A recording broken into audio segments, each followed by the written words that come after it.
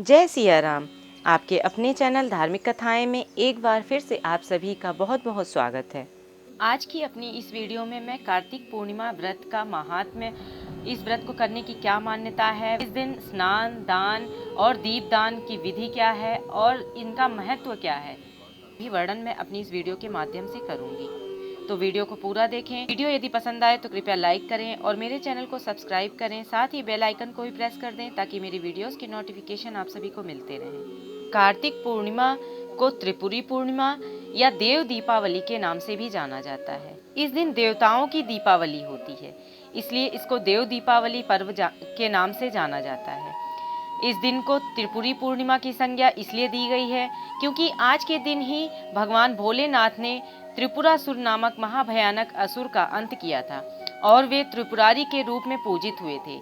ऐसी मान्यता है कि इस दिन कृतिका में शिव शंकर के दर्शन मात्र कर लेने से 7 जन्म तक व्यक्ति ज्ञानी और धनवान होता है। इस दिन चंद्र जब आकाश में उदित हो रहा हो उस समय शिव संभूति, संतति, प्रीति, अनसूया और क्षमा, इन 6 कृतिकाओं का पूजन करने से शिव जी की विशेष कृपा प्राप्त होती है। और इस वर्ष 2022 में यह कार्तिक पूर्णिमा तिथि 7 नवंबर दिन सोमवार के दिन पड़ रही है। सोमवार का दिन तो वैसे भी भगवान शिव की विशेष पूजन का दिवस होता है, तो कार्तिक पूर्णिमा और सोमवार दोनों दिन विशेष संयोग होने की वजह से इस दिन भगवान शिव की पूजा का विशेष महत्व हो जाता है। इस दिन गंगा, यमुना, नर्मदा या जो भी पवित्र नदियां हैं उनमें स्नान करने से पूरे वर्ष स्नान करने का फल प्राप्त होता है। और जो लोग प्रयागराज में रहते हैं यदि इस दिन संगम तट पर स्नान कर लें तो उन्हें कई नदियों के स्नान का फल एक साथ ही प्राप्त हो जाता है। इस दिन पवित्र नदियों में स्नान, दीपदान, हवन, यज्ञ, दान आदि करने से सांसारिक पाप और ताप का शमन होता है।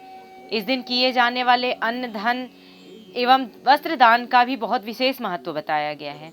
इस दिन जो भी दान किया जाता है उसका कई गुना लाभ मिलता है। मान्यता यह भी है कि जो व्यक्ति भी कुछ दान करता है इस दिन, उस दान का फल उस व्यक्ति के लिए स्वर्ग में संरक्षित रहता है, जो मृत्यु लोक त्यागने के बाद स्वर्ग में उसे पुनः प्राप्त होता है। शास्त्रों में वर्णित है कि कार्तिक पूर्णिमा के दिन पवित्र नदी व सरोवर एवं धर्म स्थानों में जैसे गंगा, यमुना, गोदावरी, नर्मदा, गंडक, कुरुक्षेत्र, अयोध्या, काशी में स्नान करने से विशेष पुण्य की प्राप्ति होती है। कार्तिक माह की पूर्णिमा तिथि पर व्यक्ति को बिना स्नान किए नहीं रहना चाहिए।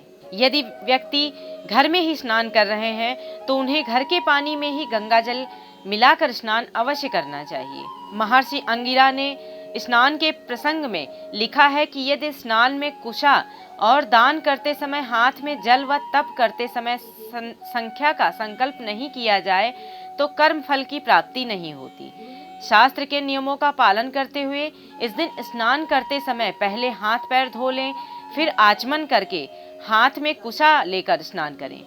इसी प्रकार दान देते समय हाथ में जल लेकर दान करें। आप यज्ञ और जप कर रहे हैं तो पहले संख्या का संकल्प लें, फिर जप और यज्ञादि कर्म करें। मान्यता है कि इस दिन पूरे दिन व्रत रखकर रात्रि में वृषदान यानी बछड़े का दान करने से शिवपद की प्राप्ति होती है। जो व्यक्ति इस दिन उपवास करके भगवान भोलेनाथ का भजन और गुणगान करता है उसे अग्निष्टोम नामक यज्ञ फल प्राप्त होता है। कार्तिक पूर्णिमा को गोलोक के रास मंडल में श्री कृष्ण जी ने राधा जी का पूजन किया था। हमारे तथा अन्य सभी ब्रह्मांडों से परे जो सर्वोच्च गोलोक है वहाँ इस दिन राधा उत्सव मनाया जाता है तथा रास मंडल का आयोजन होता है। कार्तिक पूर्णिमा को श्री हरि के वैकुंठ धाम में देवी तुलसी का मंगलमय पराकाट्य हुआ था। कार्तिक पूर्णिमा को ही देवी तुलसी ने पृथ्वी पर जन्म ग्रहण किया था।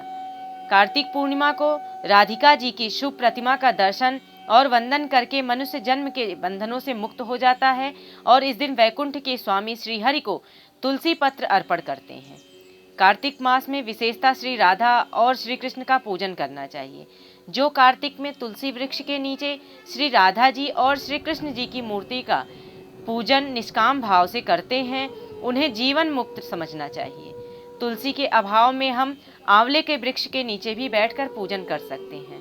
कार्तिक मास में पराये अन्न, गाजर, दाल, चावल, मूली, बैंगन, घिया, तेल लगाना, तेल खाना, मदिरा, कांची का त्याग अवश्य करना चाहिए। कार्तिक मास में अन्न का दान अवश्य करना चाहिए।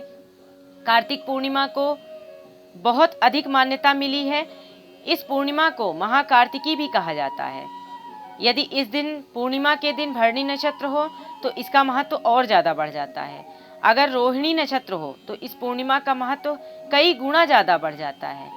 इस दिन कृतिका नक्षत्र पर चंद्रमा और बृहस्पति हो तो यह महापूर्णिमा कहलाती है। कृतिका नक्षत्र पर चंद्रमा और विशाखा पर सूर्य हो तो पद्मक योग बनता है, जिसमें गंगा स्नान करने से पुष्कर से भी अधिक पुण्य फल प्राप्ति होती है। इस दिन प्रातः स्नान करने के पश्चात भगवान विष्णु और माता लक्ष्मी का पूरे विधि विधान से पूजन करना चाहिए और संध्या के समय भगवान शिव का पूजन अवश्य करना चाहिए, क्योंकि शिव का पूजन करने से इस दिन शिव पद की प्राप्ति होती है। चंद्रोदय होने के बाद चंद्रमा की पूजा भी अवश्य करनी चाहिए। पूर्णिमा तिथि के दिन चंद्र पूजन का भी विशेष महत्व है। इस दिन यदि चंद्रमा को अर्घ्य दिया जाए, चंद्रमा का पूजन किया जाए, तो यदि किसी की कुंडली में चंद्र दोष है तो उससे मुक्ति मिल जाती है। कार्तिक पूर्णिमा के दिन तामसिक भोजन से परहेज करना चाहिए। इस दिन मांस, मदिरा, प्याज व लहसुन का सेवन पूर्णतया वर्जित है और साथ ही इस दिन किसी भी प्रकार का नशा इत्यादि नहीं करना चाहिए। इस दिन किसी को भी अपशब्द नहीं बोलना चाहिए, किसी से लड़ाई झगड़ा नहीं करना चाहिए और किसी भी गरीब का या किसी ब्राह्मण का अपमान नहीं करना चाहिए। हो सके तो इस दिन किसी गरीब या ब्राह्मण व्यक्ति को भोजन कराएं, उन्हें दान दें और जितना हो सके उनका सम्मान करें। इस दिन सभी मनुष्यों को भूमि पर शयन करना चाहिए, क्योंकि कार्तिक मास के नियमों के अंतर्गत भी भूमि पर शयन करना विशेष फलदायी माना गया है। इस दिन ब्रह्मचर्य व्रत का पालन भी अवश्य करें और साथ ही इस दिन शरीर पर तेल इत्यादि नहीं लगाना चाहिए और न ही तेल का सेवन करना चाहिए। इस वर्ष 2022 में कार्तिक पूर्णिमा के दिन चंद्र ग्रहण लगने जा रहा है, इसलिए इस दिन सूतक काल के नियमों का भी उल्लंघन न करें। वैसे तो कार्तिक पूर्णिमा 2 दिन की है, 7 और 8 नवंबर। जो लोग व्रत रखते हैं वो लोग 7 नवंबर को कार्तिक पूर्णिमा का व्रत रखेंगे और जो लोग भीष्म पंचक व्रत रखते हैं, कार्तिक मास के 5 दिवसीय व्रत रखते हैं, वो लोग 8 नवंबर को भी व्रत रखेंगे। जो 2 दिन की कार्तिक पूर्णिमा होती है, उस दिन जो प्रथम दिवस की कार्तिक पूर्णिमा होती है, उस दिन विशेष रूप से व्रत रखे जाते हैं, वह व्रत की पूर्णिमा कहलाती है। और जो दूसरे दिन की पूर्णिमा होती है, वह पूर्णिमा स्नान दान के लिए विशेष महत्व रखती है।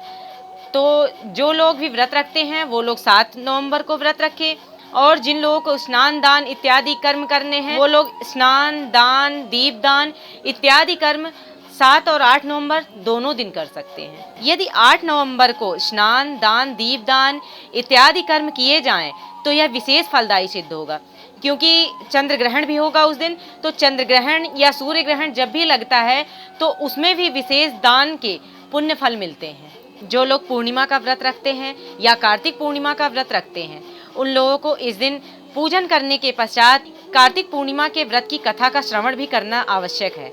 और जो लोग व्रत नहीं करते हैं उनको भी इस कथा का श्रवण करके विशेष पुण्य फल की प्राप्ति हो सकती है। कार्तिक पूर्णिमा की पौराणिक कथा के अनुसार तारकासुर नाम का एक राक्षस था। उसके 3 पुत्र थे, तारकक्ष, कमलाक्ष, विद्युन्माली। भगवान शिव के बड़े पुत्र कार्तिकेय ने तारकासुर का वध किया। अपने पिता की हत्या की खबर सुन तीनों पुत्र दुखी हुए। तीनों ने मिलकर ब्रह्मा जी से वरदान मांगने के लिए घोर तपस्या की।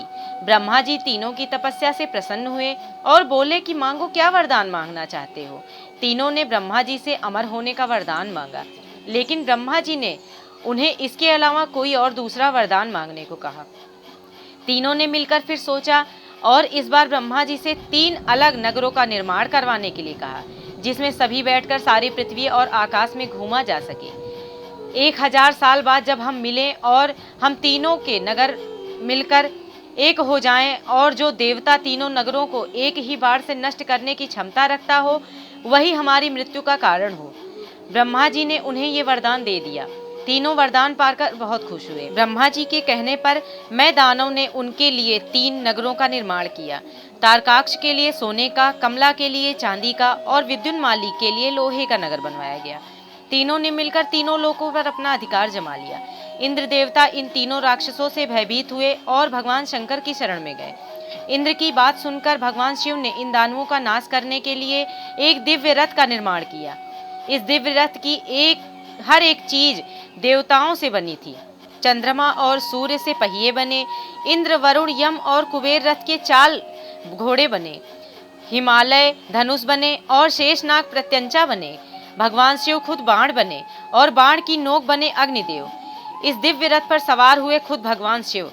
भगवानों से बने इस रथ और तीनों भाइयों के बीच भयंकर युद्ध हुआ। जैसे ही ये तीनों रथ एक सीध में आए, भगवान शिव ने बाण छोड़ तीनों का नाश कर दिया। इसी वध के बाद भगवान शिव को त्रिपुरारी कहा जाने लगा। यह वध कार्तिक मास की पूर्णिमा को हुआ, इसलिए इस दिन को त्रिपुरी पूर्णिमा नाम से भी जाना जाने लगा। इससे प्रसन्न होकर देवताओं ने स्वर्ग लोक में दीप जलाकर दीपोत्सव मनाया था। तभी से कार्तिक पूर्णिमा को देव दिवाली भी मनाई जाने लगी। इस दिन सभी देवताओं ने काशी में प्रवेश कर दीप जलाकर दीपावली मनाई थी। देव दिवाली एक दिव्य त्योहार है। काशी के पंचगंगा घाट पर प्रबुद्ध मिट्टी के लाखों दीपक गंगा नदी के पवित्र जल पर तैरते हैं।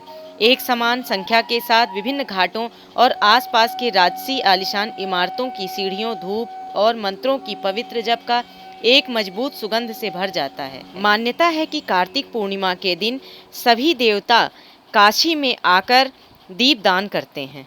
इस दिन सभी मनुष्य दीप दान करके धरती पर देवताओं के आगमन का स्वागत एवं अपने पूर्वजों को श्रद्धांजलि प्रदान करते हैं। आशा करती हूँ आप लोगों को यह वीडियो अवश्य ही पसंद आई होगी। यदि वीडियो पसंद आई हो तो कृपया लाइक करें और मेरे चैनल को सब्सक्राइब करें। साथ ही कमेंट बॉक्स में भगवान श्री हरि और भगवान शिव का नाम भी लेना ना भूलें। धन्यवाद।